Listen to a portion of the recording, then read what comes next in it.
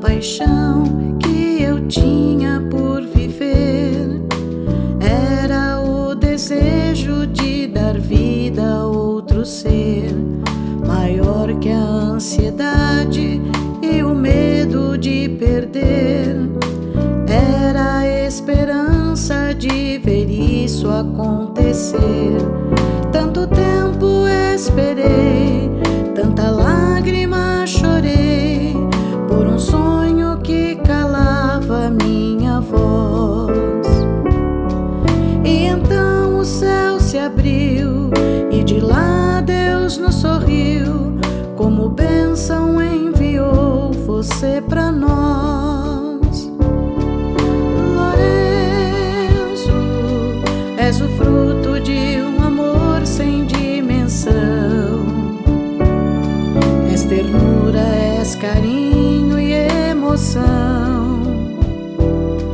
Ter você é tudo que eu sempre quis.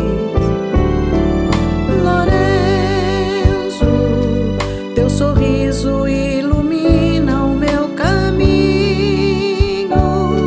Peço a Deus que te proteja, meu menino, que você possa crescer sempre feliz.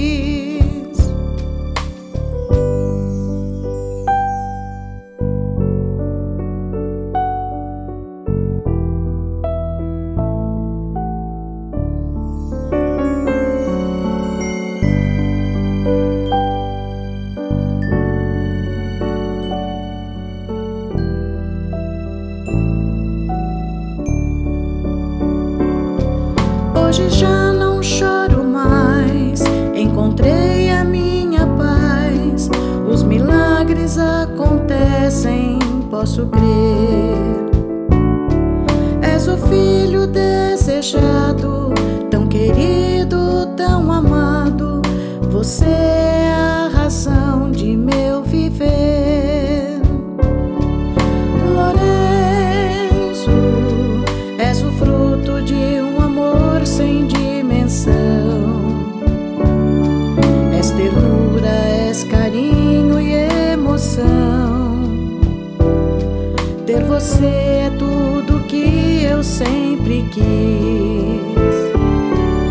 Lourenço, teu sorriso ilumina o meu caminho.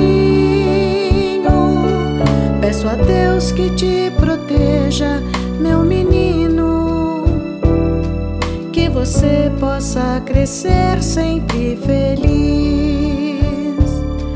Te amo.